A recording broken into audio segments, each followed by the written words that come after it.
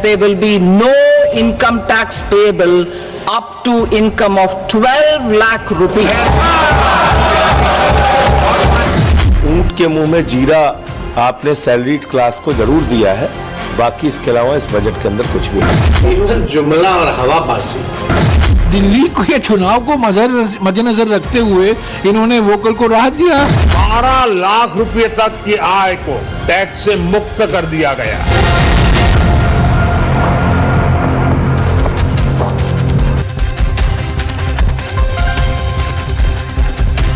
नमस्कार, आपके साथ मैं हूं सुजाता कुकरेती। आप देख रहे हैं अपना फेवरेट शो महाभारत, और महाभारत में आज बात होगी मोदी के मास्टर स्ट्रोक की, यानी कि इस बजट की जो मोदी 3.0 का पहला पूर्ण बजट था, और इसमें जिस तरह से मिडिल क्लास की बल्ले बल्ले हुई, उससे क्या सीधे सीधे अब चुनाव के नतीजों पर असर पड़ेगा? क्या आप जीतेंगे दिल्ली बिहार? क्योंकि मिडिल क्लास को जिस तरह से बचत का फायदा होगा, जैसे पैसा जेब में पहुंचेगा, क्या वो सीधे सीधे चुनावी नतीजों में भी तब्दील होगा? क्योंकि दिल्ली के लिए, दिल्ली जो कि मिडिल क्लास परिवारों का ही एक शहर है, और वहीं दूसरी तरफ बिहार जिसके लिए बजट में बहार थी, क्या दोनों साध पाएंगे इस बजट से? आज महाभारत में बात होगी। मेरे साथ स्टूडियो में मेहमान हैं, मैं उनका भी परिचय आपसे कराऊं, लेकिन उससे पहले सबसे पहले आपको बता देती हूं कि इस बजट से निर्मला सीतारमण ने आम लोगों के लिए क्या महंगा और क्या सस्ता कर दिया है, वो जल्दी से बताती हूं, और उसके बाद बताती हूं दिल्ली के चुनाव पर असर कैसे पड़ेगा। सबसे पहले आपको वो बताती हूं जो इस बजट के बाद सस्ता हुआ है। सबसे पहले इलेक्ट्रिक गाड़ियां वो इस बजट के बाद सस्ती हो गई हैं। इसी के साथ साथ मोबाइल फोन जो आप खरीदना चाह रहे थे, अब खरीद पाएंगे, क्योंकि ये भी इस बजट के बाद सस्ते हुए हैं। और उसका एक बड़ा कारण यह है कि मोबाइल बैटरी इस बजट में सस्ती कर दी गई है। तो मोबाइल बैटरी, मोबाइल फोन सस्ते हुए। इसी के साथ घर में लगाने वाले आपके एलईडी, एलसीडी टीवी भी सस्ते हो गए हैं। अब यह भी बता दूं कि कहां पर 36 कैंसर की दवाएं ये भी सस्ती हुई हैं, यानी कि लाइफ सेविंग ड्रग्स। इसी के साथ साथ जीवन रक्षक दवाएं, उनको भी वित्त मंत्री ने इस बजट में राहत देते हुए सस्ता किया है। मेडिकल उपकरण, यानी कि मेडिकल, अब जब आप बिल आपके जो बड़े बड़े आते हैं उसमें भी थोड़ी राहत मिलेगी, क्योंकि मेडिकल उपकरण भी सस्ते हुए हैं। जूते, बेल्ट, पर्स, जैकेट, इन सब पर बजट का सीधा असर होगा कि इनके दाम भी कम होंगे, ये सस्ते होंगे। हैंडलूम के कपड़े ये भी इस बजट में सस्ते हैं। लेकिन कहां पर आपकी जेब पर मार पड़ रही है? वहां इंटरैक्टिव फ्लैट पैनल डिस्प्ले जो कि डिवाइसेस में लगते हैं, ये महंगे हुए हैं। स्मार्ट व्हाइट बोर्ड्स जो कि स्टूडेंट्स इस्तेमाल करते हैं, टीचर्स, ये भी महंगे। और इसी के साथ जो कपड़े के थान है यानी फैब्रिक, ये महंगे हुए हैं इस बजट में। लेकिन सबसे बड़ी बात है, जो छूट दी है टैक्स में मध्यम वर्ग को, उससे दिल्ली का चुनाव क्या वो प्रभावित हो सकता है? क्या खेल पलट सकता है दिल्ली के चुनाव में? और ये मैं क्यों कह रही हूं, ये आपको सबसे पहले बताती हूं, क्योंकि दिल्ली में सीधे सीधे बजट में मिडिल क्लास को बड़ी राहत, क्योंकि देश की मिडिल क्लास को, मध्यम वर्ग को यह राहत मिली है। 12,75,000 रुपए की आय टैक्स फ्री हो गई है। अब इसका असर क्या होगा ये समझिए। दिल्ली में 67% मिडिल क्लास है। दिल्ली में मिडिल क्लास बीजेपी का कोर वोटर रहा है, लेकिन मिडिल क्लास के लिए आम आदमी पार्टी ने भी कई योजनाएं का ऐलान किया। अब बीजेपी ने मिडिल क्लास को जैसे ही ये बड़ी राहत दी है, इसका असर कैसे होगा ये भी समझिए। क्योंकि दिल्ली में 15% वोटर की पसंद दोनों पार्टियां हैं। कैसे? वो लोकसभा में बीजेपी को वोट देते हैं, लेकिन विधानसभा में आम आदमी पार्टी को वोट देते हैं। अब क्या ये गणित बदलेगा इस बार के विधानसभा चुनाव में? जो राहत मिली है, क्या वो दिल्ली में खेल पलट सकता है बीजेपी के फेवर में? ये हमने आम जनता से पूछा। पहले सुनिए क्या कह रहे हैं लोग। चुनाव में लाभ नहीं है, आम जनता का ये बजट है। हम इसका स्वागत करते हैं आपके माध्यम से। गरीब आदमी का ये बजट पेश किया है। टैक्स की राहत के साथ साथ जो इनकम टैक्स की कॉम्प्लिकेशंस है, रिटर्न दाखिल करना है, वकीलों के चक्कर लगाना, उससे मुक्ति मिलती है। बहुत फायदा होगा। सरकार ने सभी के बारे में सोचा है, मिडिल क्लास के बारे में सोचा है, और बहुत अच्छे ढंग से सोचा है। उनको क्या है कि टैक्स का जो पैसा पे करते थे, डायरेक्ट पे करते थे, वो पैसा बच रहा है। अब उस पैसे को वो अपने पर्सनल यूज में करेंगे, सामान आएगा, उससे रेवेन्यू बढ़ेगा। दिल्ली चुनाव में इसका असर पड़ सकता है। जो वेतनभोगी लोग हैं उनके में तो खुशी है, इसमें कोई संदेह नहीं है। बहुत फर्क पड़ेगा और इसका इम्पैक्ट पड़ेगा आने वाले चुनाव में। अभी जो 5 तारीख को डालेंगी बहुत फायदा होगा। चुनाव से इसका कोई लेना देना नहीं, क्योंकि निचले लेवल के लोगों को कहाँ इतना होता है। आप सोचिए ना, झोगी झोपड़ी और ये सब जितना लो लेवल का पॉपुलेशन है उसको इस बजट से क्या लेना देना है। देखिए, चुनाव का तो लाभ मिलना तो चाहिए पार्टी को, क्योंकि ये मिडिल क्लास के लिए ये बजट है और इससे लोगों की जो इनकम है मिडिल क्लास की, उससे उसको बेनिफिट मिलेगा। दिल्ली चुनाव जो है ये अमीरों के चुनाव है, ठीक ना, इस पर कोई असर नहीं पड़ना है। असर पड़ेगा वहाँ पर जहाँ की इस तरह का इस चुनाव से क्या मतलब है। निम्न वर्ग और मध्यम वर्ग पे ही टिके है आज की राजनीति जो है, वो निम्न वर्ग और मध्यम वर्ग की राजनीति हो रही है। तो जाहिर सी बात है इस प्रकार के तबके जो हैं उनको बजट में काफ़ी सहूलियत मिलेगी, जिसका फायदा आगामी चुनावों में सरकार को निश्चित तौर पर होने वाला है। तो आज महाभारत में यही पूछ रही हूं कि बजट का सीधा असर दिल्ली चुनाव और बाद में बिहार पर पड़ेगा। एक जल्दी से रिपोर्ट देख लीजिए कि आज प्रधानमंत्री नरेंद्र मोदी कैसे मेज थपथपा रहे थे जब निर्मला सीतारमण ने ऐलान किया कि 12 लाख तक की आय टैक्स फ्री हो। That there will be no income tax payable up to income of 12 lakh rupees.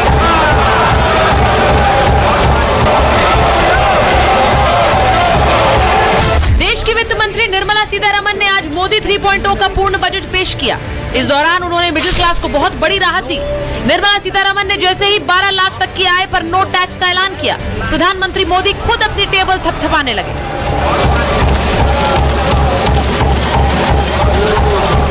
पूरा सदन मोदी मोदी के नारों से गूंज उठा। केंद्रीय वित्त मंत्री ने आज जो ऐलान किया, प्रधानमंत्री मोदी ने पहले ही इसके संकेत दे दिए थे। मैं मां लक्ष्मी से प्रार्थना करता हूं कि देश के हर गरीब एवं मध्यम वर्ग समुदाय पर मां लक्ष्मी की विशेष कृपा रहे। मोदी सरकार का ये बजट दिल्ली और बिहार में होने वाले चुनाव की हवा बदल सकता है, क्योंकि ये बजट बचत के जरिए सीधे लोगों की जेब में पैसा डाल रहा है और इसीलिए दिल्ली और बिहार के नेताओं ने ही सबसे पहले सवाल उठाए। रोजगार के लिए इस बजट में कुछ नहीं है।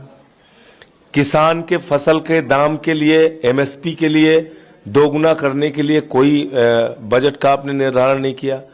तो कुल मिलाकर एक ऊंट के मुंह में जीरा आपने सैलरीड क्लास को जरूर दिया है, बाकी इसके अलावा इस बजट के अंदर कुछ भी नहीं। केवल जुमला और हवाबाजी। बिहार को हमेशा से मोदी सरकार ने ठगने का काम किया है, डबल इंजन की सरकार ने ठगने का काम किया। तो दिल्ली को ये चुनाव को मद्देनजर रखते हुए इन्होंने वोकल को राहत दिया। अगर ये चुनाव नहीं हो रहे होते दिल्ली के, तो ये वोकल के लिए राहत भी नहीं मिलता। तो ये सब चुनावी घोषणाएं हैं। मोदी सरकार ने 12 लाख तक की आय पर टैक्स किया 0, मिडिल क्लास को बना दिया हीरो। इस बजट के जरिए सरकार ने न सिर्फ मिडिल क्लास को साधा, बल्कि किसानों और महिलाओं के लिए भी अपना खजाना खोल दिया। ऐसे में नरेंद्र मोदी का ये मास्टर स्ट्रोक क्या विपक्ष की सियासत पे बड़ी चोट कर रहा है? क्या इसका असर दिल्ली और बिहार में साफ नजर आएगा? Bureau report, Republic Bharat.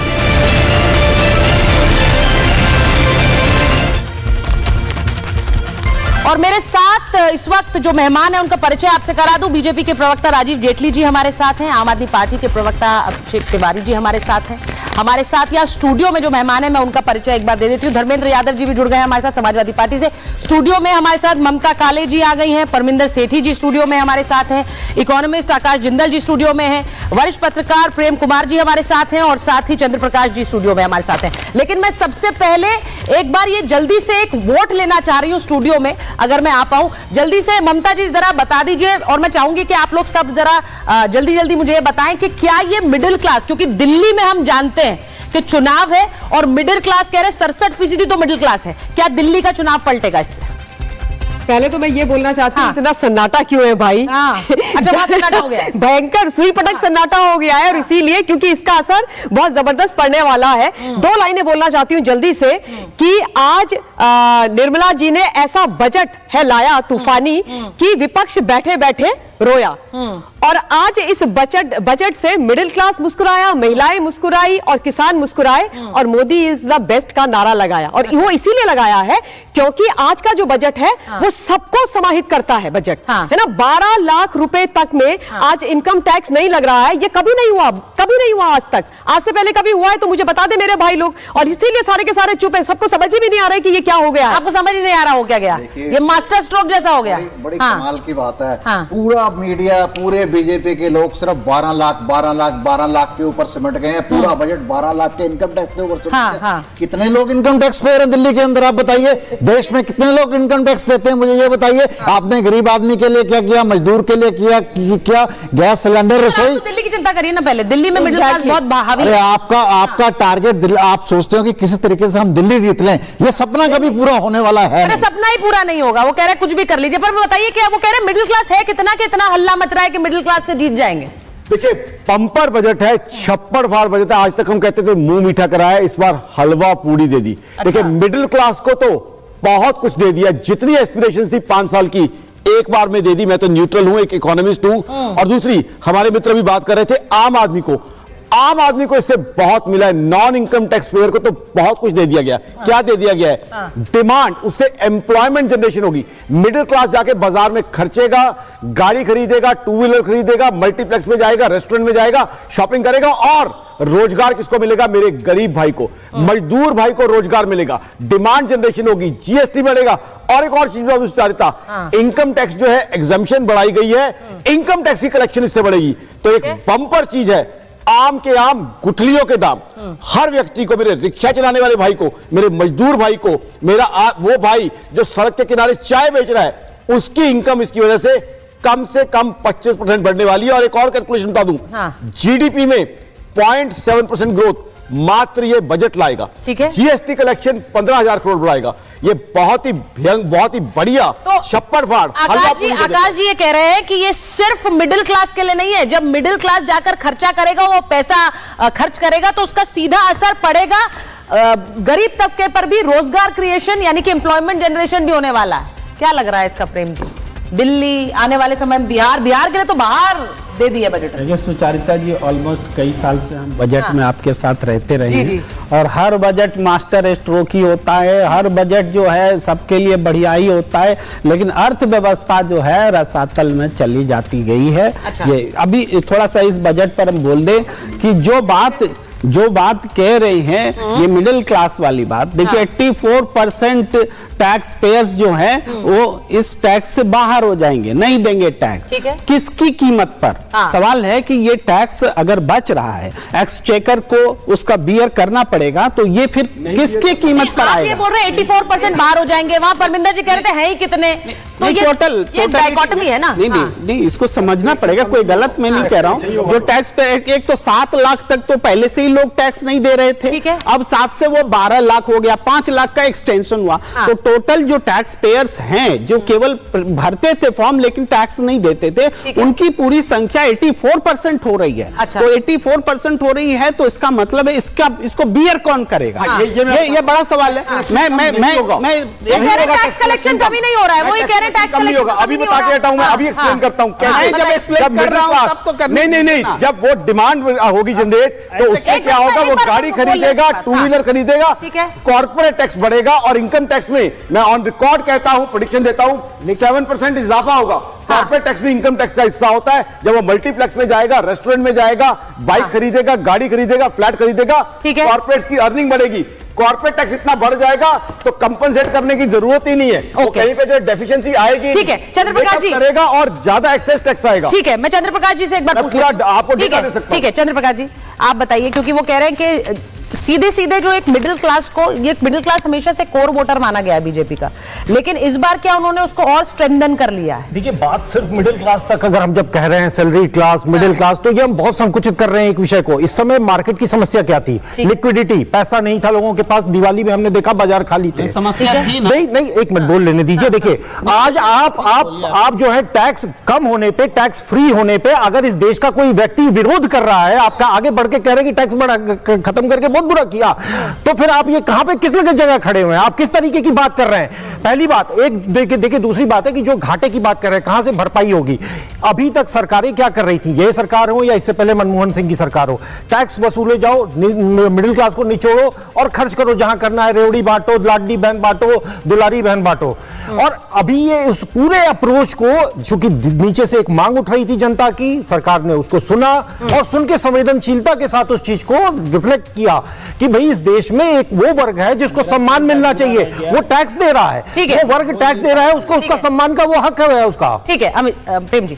मैं ये कह रहा हूं कि जो ये पहल हुई है, पूरे देश में टैक्सेस का एक रैशनलाइजेशन हो रहा है, खतरनाक रैशनलाइजेशन हो रहा है। खतरनाक बोलने दीजिए कैसे कैसे अब बोलने नहीं देंगे, बोलने दीजिए। अच्छा, आप दोनों ने उनको हाईजैक कर लिया। शब्द जो है ठीक है, सही नहीं है। अच्छा, वो कह रहे खतरनाक नहीं है क्योंकि मैं तो इकोनॉमिस्ट हूँ। ठीक है, एक मिनट मुझे, मैं अभिषेक जी और राजीव जी एक लाइन बोलता हूँ, मुझे प्रेम जी को बोलने तो दीजिए, अपनी बात को स्पष्ट प्रेम जी को बोलने दीजिए। राहुल, सुनिए आकाश जी एक सेकंड प्लीज।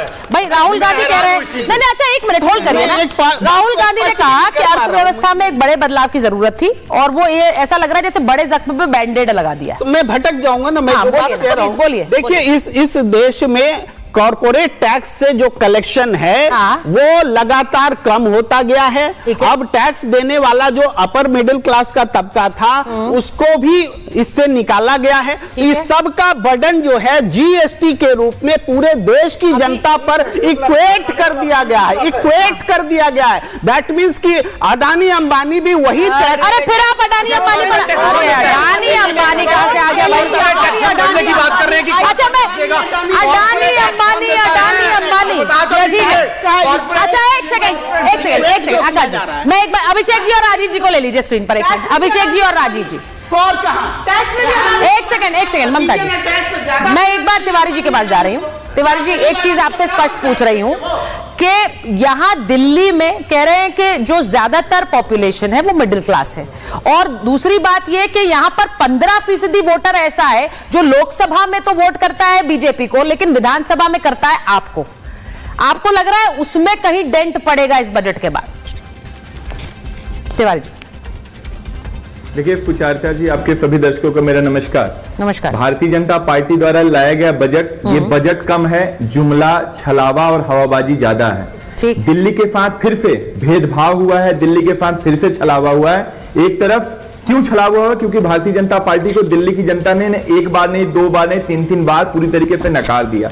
दिल्ली की जनता 2 करोड़ लोग मिलकर के केंद्र सरकार को लगभग 2.25 लाख करोड़ रुपए देते हैं और बदले में हमें कितना दिया गया? 350 करोड़ रुपए। इस बजट में अगर आप पूरा बजट उठाकर देखेंगे, ना तो नौजवानों के लिए कुछ है, ना तो किसानों के लिए कुछ है, ना तो महिलाओं के लिए कुछ है, ना तो बेरोजगारों के लिए कुछ है। ये बजट केवल और केवल हवाबाजी है, केवल और केवल छलावा है। अभी हम लोग विकसित भारत की बात करते हैं, विकसित हिंदुस्तान की बात करते हैं। क्या बिना शिक्षा का बजट बढ़ाए हुए, बिना हॉस्पिटल का बजट बढ़ाए हुए, हेल्थ का बजट बढ़ाए हुए किसी भी देश का विकसित हिंदुस्तान या विकसित भारत का परिकल्पना किया जा सकता है? नहीं किया जा सकता। ये केवल और केवल चंद उद्योगपतियों के कर्ज किस तरीके से माफ किया जाए, किस तरीके से उनका धंधा बढ़ाया जाए, उसके लिए बजट है। बजट में कुछ भी नहीं है। अरविंद केजरीवाल जी के प्रेशर के बाद, उनके बहुत ज्यादा प्रेशर देने के बाद जो मिडिल क्लास है उनके लिए 12 लाख रुपए तक जो इनकम टैक्स का स्लैब रखा गया है, उसमें भी निर्मला जी करें अगले हफ्ते बिल लेकर के आएंगे। मतलब कुछ नहीं पता है किस तरीके से टैक्स लगेगा, किस तरीके से क्रियान्वयन होगा, किस तरीके से इसको इंप्लीमेंट किया जाएगा। ये मतलब, और कह रहे हैं अगले हफ्ते आएगा। अगले हफ्ते क्यों आएगा? क्योंकि अगले हफ्ते तक दिल्ली का चुनाव खत्म हो चुका होगा, दिल्ली में वोटिंग खत्म हो चुकी होगी। तो भारतीय जनता पार्टी दिल्ली वालों के साथ छलावा कर रही है, उनके साथ धोखेबाजी कर रही है, उनके साथ बदमाशी कर रही है मोटा मोटा, अगर समझ। आप ये कह रहे हैं ये बदमाशी है मिडिल क्लास के साथ, यानी राजीव जी आप लोगों ने कुछ दिया नहीं है, एक छलावा है, सिर्फ दिखा दिया, सिर्फ आपने दिखा दिया, क्योंकि वो कह रहे हैं कि ये जो बजट है ये ऊंट के मुंह में जी रहा है। ठीक है, 30 सेकंड। हाँ बोलिए राजीव जी, पास चले जाइएगा। हाँ कंप्लीट कर लीजिए, बोलिए। 30 सेकंड। हाँ बोलिए।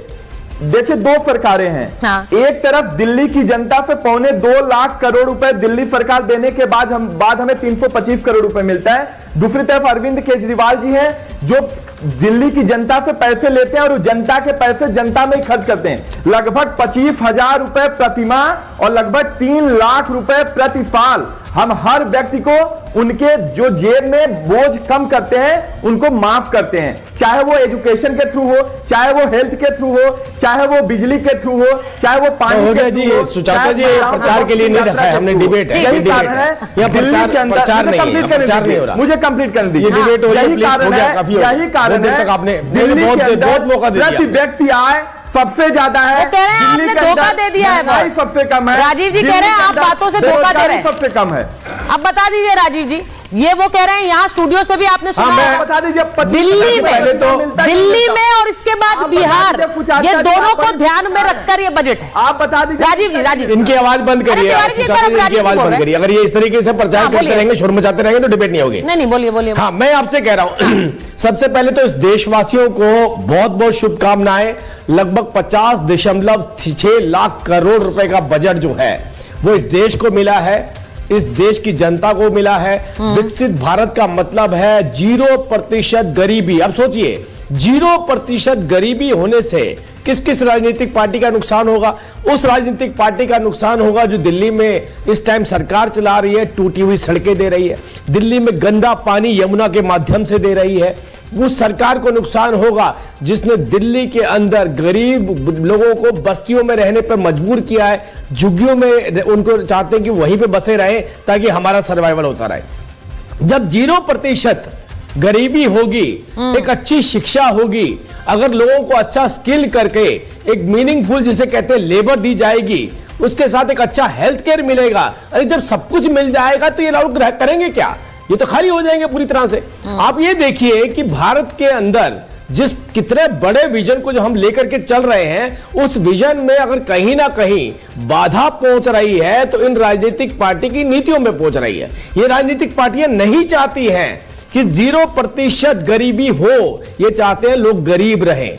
ये नहीं चाहते हैं कि अच्छी मैन पावर हो, ये नहीं चाहते हैं अच्छी लोगों को हेल्थ मिले। अगर मिलने की बात होती तो हम जब 5-5 लाख रुपए का जो आयुष्मान भारत योजना के तहत हेल्थ केयर दे रहे हैं वो क्यों नहीं दे रहे हैं? ये 4 गोलियां खिला देते हैं, भ्रष्टाचार करते हैं, 4-5 जिसे पैरासीटामोल की गोलियां रखते हैं मोहल्ला क्लिनिक में। मैं कल एक जगह गया तिमारपुर में, मैं अभी चुनौती देता हूं, लीजिएगा इनका आप सुचारता जी, तिमारपुर के अंदर मोहल्ला क्लिनिक है, तिमारपुर में मोहल्ला क्लिनिक है, उसके बाहर जाकर के आप चल के दिखा दीजिए। आप चल नहीं सकते उस मोहल्ला क्लिनिक के बाहर। अरे अगर कोई बंदा, कोई बुजुर्ग आदमी उस मोहल्ला क्लिनिक तक जाने की कोशिश करे कि मैं एक पैरासीटामोल की गोली ले लूं, तो हो सकता है उसके हाथ पैर भी टूट जाए, इतने बड़े बड़े गड्ढे हैं वहां पर। तो इस तरीके की व्यवस्था ये लोग चाहते हैं। अब तीसरी बात, ये दिल्ली की जनता को दिल्ली के यमुना के अंदर अपने गटर का पानी छोड़ के उस पानी को दिल्ली की जनता को पिला करके सोचते हैं मोहल्ला क्लिनिक में उनका इलाज हो जाएगा। वो नहीं है पॉसिबल। देखिए मैं आज इस डिबेट को थोड़ा विस्तार देना चाह रही हूँ, सिर्फ दिल्ली तक सीमित नहीं रखना चाह रही हूँ, लेकिन क्या मेरा सवाल बड़ा स्पष्ट था कि क्या वो वोटर कन्वर्ट होगा राजीव जी जो दिल्ली में आपको विधानसभा में वोट नहीं देता है? वो मिडिल क्लास वोटर है, उसकी जेब में पैसा पहुंच रहा है, तो क्या आपको वोट देगा? मेरा सवाल बड़ा स्पष्ट था, जल्दी से जवाब दे दीजिए, फिर मैं धर्मेंद्र जी के पास। हाँ बिल्कुल 12 लाख रुपए तक आपने देखा, हमने टैक्स फ्री कर दिया। 12 लाख बहुत बड़ा कंट्रीब्यूशन है इस देश के अंदर मिडिल क्लास का, बहुत बड़ा कंट्रीब्यूशन है। उसके बाद आप सिर्फ मिडिल क्लास नहीं, उस गरीब जनता की तरफ भी ध्यान दीजिए जिसकी गरीब। ठीक है, राजीव जी का फ्रेम फ्रीज हो गया, राजीव जी का फ्रेम फ्रीज हो गया। मैं एक बार वापस आ रही हूं, एक बार, लेकिन दिल्ली पर मैं चर्चा कर रही हूं, लेकिन धर्मेंद्र जी एक चीज आपसे पूछ रही हूं जल्दी से। धर्मेंद्र जी, आज चर्चा बजट पर थी, पूरे देश की बात कर रहे थे, लेकिन आपके नेता ने, आपके सांसदों ने बहिष्कार कर दिया। ये देश की बात है ना, बजट के बाद उसमें कमियां तो नेता बहुत निकालते हैं, लेकिन बजट के दौरान इस तरह से बॉयकॉट करना क्या ये सही था? धर्मेंद्र जी। सुचारिता जी, देश में बजट से भी बड़ी कोई घटना हुई है और इस देश में अगर महाकुंभ में श्रद्धालुओं की जान चली गई है, उसके आंकड़े से ज्यादा जरूरी आपके बजट का आंकड़ा नहीं है, क्योंकि हम देश के नागरिकों के प्रति संवेदनशील हैं। सर, दोनों को मिलाया जा सकता है क्या? इसलिए अब दोनों को मिलाया जा सकता है क्या? तो मैं कह रहा हूं ना, अरे तो आंकड़े देने में क्या दिक्कत है? हाँ। उत्तर प्रदेश सरकार आज तक आंकड़े क्यों नहीं दे पाई? ड्रोन से 40 करोड़ लोग तो गिन लेते थे वो हर 2 घंटे में। अभी 6 करोड़ हुआ, फिर 7 करोड़ हो जाएगा, फिर 8 करोड़ लोग स्नान कर लेंगे, फिर 10 करोड़ लोग स्नान कर लेंगे। लेकिन मृतकों का आंकड़ा तो आप ही पूछना चाहिए था, हम आपकी मदद कर रहे थे। अब आते हैं बजट पे। बजट का जो साइज है, राजू जेटली जी ने बताया कि 50.63 लाख करोड़ बजट का साइज है। हाँ। और जो टैक्स से कलेक्शन होना है वो लगभग 36.9 लाख करोड़ रुपया कलेक्शन होना है। 23 लाख करोड़ रुपया कलेक्शन नहीं हुआ है, यानी कि 23% कर्जा लेने के लिए जो वर्तमान सरकार है वो तैयार है। पहली बड़ी बात यह है कि इस जो बजट में जो कमी आएगी उसको पूरा कहां से करेंगे? कर्जा लेके करेंगे, जो कि 23% अमाउंट होगा। ठीक है, मैं आपकी बात नहीं, आपके सवाल आकाश जी के पास लेके जा रही हूँ। आप कह रहे हैं कि बजट में कमी आ जाएगी, उसका कैसे भरपाई करेंगे? जरा लोगों को समझाइए ये बात जो ये धर्मेंद्र जी कह रहे हैं। देखिए, डेफिसिट बता दूं दोस्त आपको, यानी कि सरकारी घाटा, यानी कमाई और खर्चे के बीच में गए, वो तो कम होता जा रहा है लगातार पिछले बजट से। इस बार भी डेफिसिट जो है कम रहने की संभावना है। तो कौन से आप गैप की बात कर रहे हैं, कौन से कर्जे की बात कर रहे हैं? इस साल का आपको बता दूं बहुत ही जबरदस्त, फिनोमिनल, आइकॉनिक जीएसटी कलेक्शन हुआ है। अप्रैल 2024 आपको डेटा दे रहा हूं, 2 लाख करोड़ से ऊपर ग्रॉस जीएसटी कलेक्शन हुआ है। दिसंबर 2024 डेटा नोट कीजिए मेरे दोस्त, 1.77 लाख करोड़ जीएसटी कलेक्शन हुआ है। 17 दिसंबर इनकम टैक्स, एडवांस टैक्स के नंबर्स के बाद सुचारिता जी 16.45% इनकम टैक्स में ग्रोथ हुई है। तो टैक्स में तो इतनी ज्यादा ग्रोथ हो रही है, हिंदुस्तान खुशहाल हो रहा है, प्रॉस्परस हो रहा है। तभी तो वॉलंटरली एडवांस टैक्स कब देता है आदमी? वॉलंटरली जब उसकी कमाई बढ़ रही है तब वो एडवांस टैक्स देता है। जीएसटी तब देता है जब वो परचेजिंग करने जाता है, घर के बाहर खर्चा करने जाता है। और जीएसटी आटे दाल पे नहीं, चीजों पे उस पे है जो ऐसी चीजें हैं जो नेसेसिटीज के बाद की चीजें हैं। तो इसका मतलब आदमी के पास खुशहाली है, खुशहाली में खर्चा कर रहा है, इनकम टैक्स दे रहा है, तो कहां ये कर्जे की अच्छा, अब आकाश जी का बड़ा एक सिंपल सा कैलकुलेशन है। उनका ये कहना है कि मिडिल क्लास पैसा खर्च करेगा तो वो पैसा जो है वो जहां खर्च कर रहा है उससे भी रोजगार भी सृजन हो रहा है, यानी कि एम्प्लॉयमेंट क्रिएशन भी हो रहा है, और उसी के साथ साथ जहां जिन इंडस्ट्रीज में वो पैसा खर्च कर रहा है वहां पर भी एक प्रॉफिट बढ़ रहा है। अब उसका सीधा मतलब सिर्फ वो दिल्ली की बात नहीं कर रहे हैं परमिंदर जी, लेकिन आप जिस तरह से देख रहे हैं इसे, सीधा दिल्ली के चुनाव में बार बार मिडिल क्लास को लुभाने के लिए आम आदमी पार्टी ने भी बहुत सारी घोषणाएं की। अब बीजेपी ने उस पर पलटवार किया है। कोई पलटवार नहीं किया। अभी मैं इकोनॉमिस्ट हैं, लेकिन इनके ऊपर बीजेपी का बहुत जबरदस्त असर है।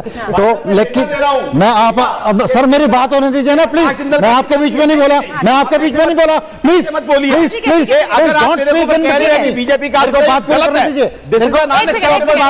मैं आपको डेटा दे रहा हूं जो ग्लोबली एक्सेप्टेबल डेटा, जो ग्लोबली एक्सेप्टेड डेटा है, तो इसलिए आप इस तरह का ये अपने समय में बोलेंगे, मेरे समय में बोलेंगे। आप ये शब्द वापस सीधे कह रहे हैं, मैं इकोनॉमिस्ट मैं वो बता रहा हूं जो सही है। ठीक, आप कह रहे हो बोलिए, पता नहीं कितना रेवोल्यूशन आ गया बजट में। आया है ना, आपके स्लैब की बात कर रहे हो भाई साहब, मुझे बात कर रहे हैं, बात कर रहे हैं। आकाश जी होल्ड, एक-एक करके बात होगी। आकाश जी ऐसे नहीं। अच्छा, आप अपनी बात रखिए, don't make a personal attack. इनको ये बताइए, जो बीजेपी सरकार है भारत के ऊपर जो राज कर रही है, उनको ये नहीं पता कि जो मेडिक्लेम है उसके ऊपर 18% जीएसटी है, डायमंड के ऊपर 1.5% जीएसटी है। अरे इतनी अकल तो होनी चाहिए कि जो हेल्थ सेक्टर है उसके ऊपर क्या कितने जीएसटी होना चाहिए।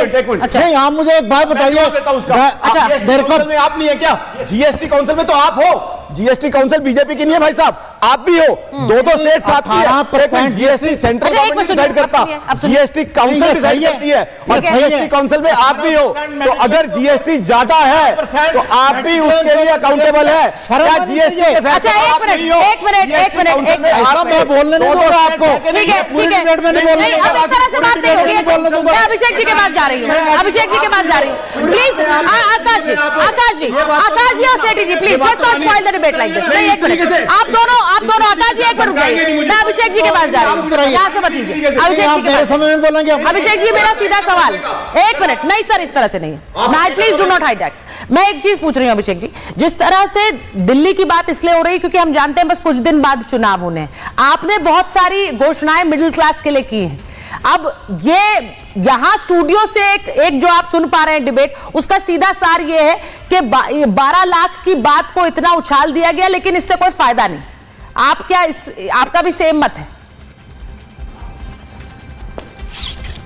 मुझे 1 मिनट दीजिएगा अनइंटरप्टेड। मैंने किसी के बारे में बोला नहीं, मुझे उम्मीद है मेरे बारे में जी बोलिए प्लीज बोलिए। देखिए जहां तक ये 12 लाख की बात है, 12 लाख मुझे लगता है जुमला है या छलावा है। अरविंद केजरीवाल जी के इतने प्रेशर के बावजूद इन्होंने 12 लाख का स्लैब लाया तो, लेकिन निर्मला सीतारमण जी करें अगले हफ्ते हम बिल लेकर आएंगे, तब पता चलेगा इसमें क्या क्रियान्वयन होगा, किस तरीके से लागू होगा, कितना छूट मिलेगा, कितना छूट नहीं मिलेगा।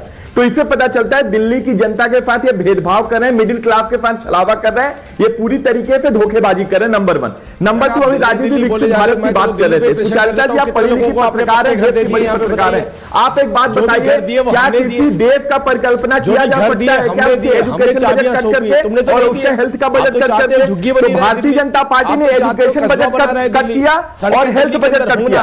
एक तरफ अरविंद केजरीवाल जी का बजट दिल्ली का मॉडल है, दिल्ली के मॉडल में हम लोग एजुकेशन और हेल्थ पे 45% अपने बजट का 45% खर्च करते हैं और प्रतिवर्ष 3 लाख रुपए प्रति व्यक्ति को हम माफ करते हैं, प्रति व्यक्ति को फायदा पहुंचाते हैं। यही कारण है इतनी योजनाएं देने के बावजूद दिल्ली का बजट मुनाफे में है। हिंदुस्तान का इकलौता एक ऐसा राज्य है जो मुनाफे में है।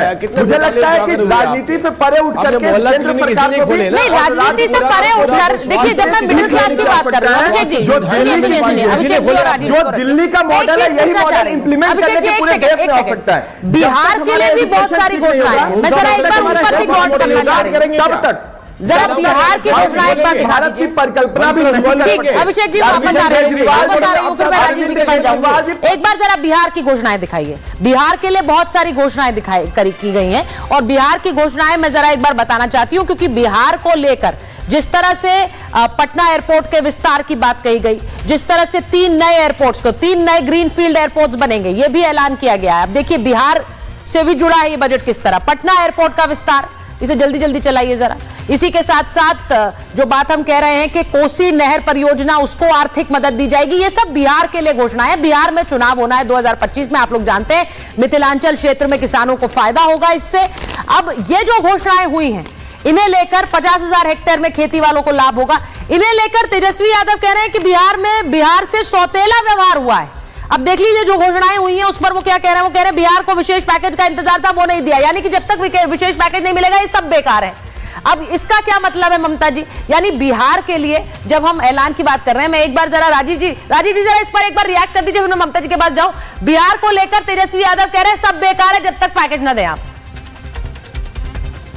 राजीव जी नहीं, पैकेज क्या, इनको अपने पर्सनल पैकेज चाहिए। इनके पैकेज का मतलब समझती हैं आप? इनके पैकेज का मतलब होता है जमीन के बदले काम देना, मकान के बदले काम देना, रेलवे के ठेके देना, ये है इनके पैकेज। ये थोड़ी चाहते हैं जो मखाना उगाने वाला किसान हो उसको फायदा मिले।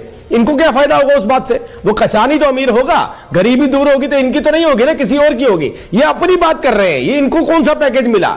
पहले क्या होता था, जो भी फंड मिलता था वो फंड इनकी जेब में चला जाता था। बड़े बड़े इनके आलीशान बंगले, फार्म हाउस, ये वो आपने देखे नहीं है क्या? सारे उजागर हो चुके हैं। गरीब जनता को तो मालूम ही नहीं था। वो तो सोचते थे घर पे एक भैंस बांध के रखते हैं, बड़े शरीफ लोग होंगे। वो तो बाद में पता चला दिल्ली में कहां पे इनके फार्म हाउस है, पूरे देश में किस तरीके के इनके पास प्रॉपर्टियां हैं।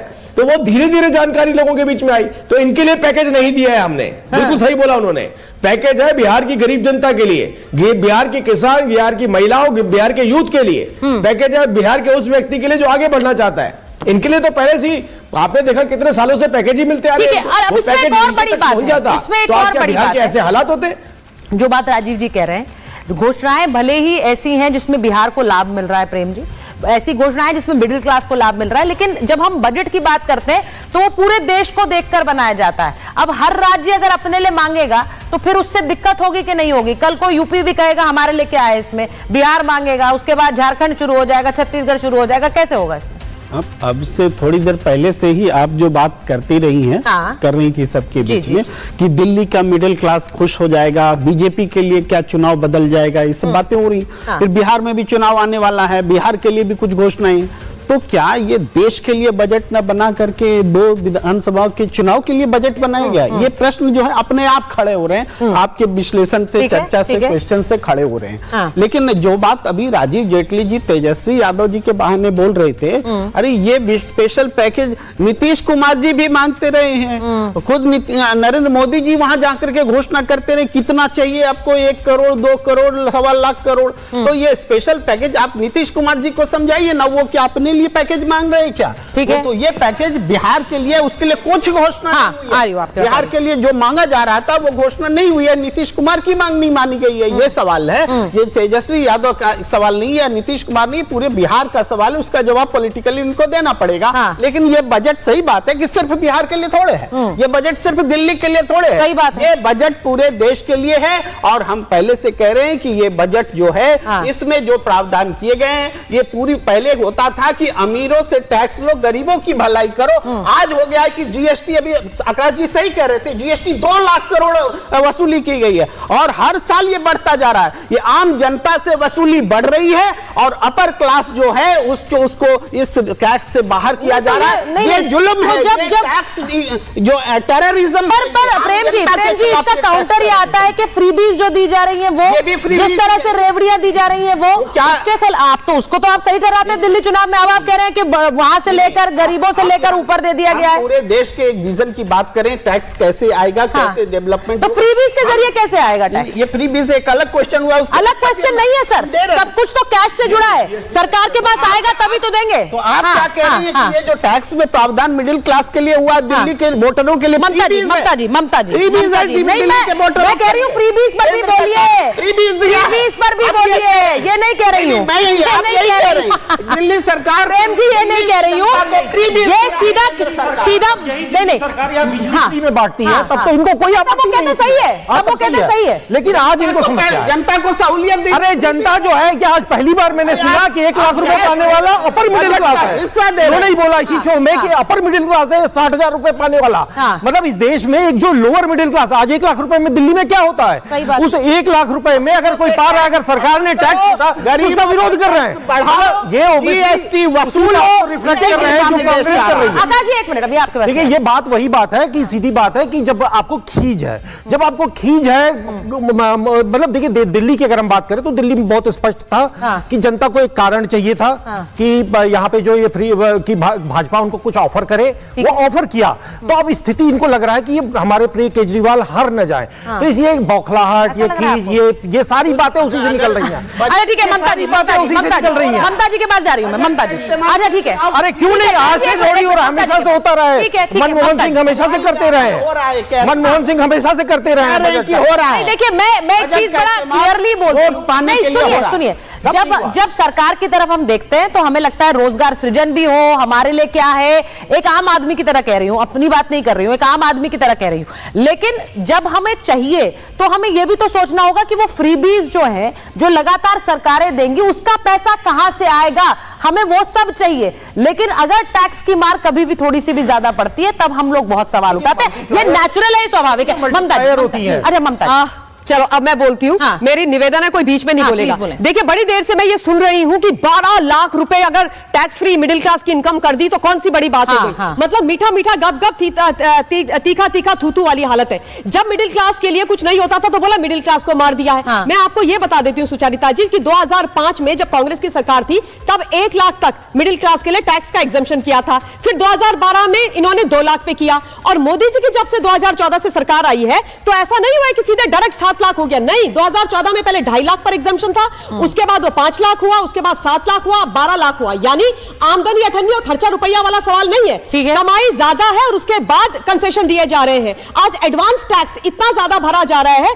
कि आप जाकर के तो देखिए कि सरकार के कोष में कितना पैसा है। मैं भी एडवांस टैक्स देती हूँ, सारे लोग एडवांस टैक्स आज दे रहे हैं कि नहीं दे रहे, क्या उसका बेनिफिट नहीं है? और जीएसटी से अगर बेनिफिट आ रहा है तो इसमें गलत क्या है? जीएसटी क्या गरीबों पर लग रहा है? जीएसटी क्या मिडिल क्लास की जेब से निकल रहा है? नहीं निकल रहा है। अगर नेसेसरी नेसेसिटी के ऊपर जो भोग विलास की वस्तु है उस पर जीएसटी लग रहा है, इज इट रॉन्ग? क्या वो गलत है? अच्छा, दूसरी जरूरी बात मैं ये बोलना चाहती हूँ कि अगर इस देश का मिडिल क्लास पूरे पूरे देश के अंदर खुश है तो इसमें क्या गलत है? तीसरी बात मैं ये बोलना चाहती हूँ, आम आदमी पार्टी वाले कह रहे थे किसानों के लिए क्या किया। आज किसानों की जो क्रेडिट कार्ड लिमिट है उसको 3 लाख से बढ़ा करके 5 लाख कर दिया है। 7 करोड़ किसान जो इस देश का है सुचरिता जी, उसको अब यहाँ पर लोन मिलना बहुत आसान हो जाएगा। उसके अलावा जो बुजुर्ग वृद्ध लोग हैं उनको 50,000 तलक में छूट मिलती थी, अब 1 लाख तलक में छूट मिलेगी सीनियर सिटीजन के लिए। उसके अलावा जो रेमिटेंस आता है विदेश से, जो जिनके बच्चे विदेश में रहते हैं वो अपने पेरेंट्स को पैसा भेजते हैं, 7 लाख तलक में पहले छूट मिलती थी, अब वो 10 लाख तलक में मिलेगी।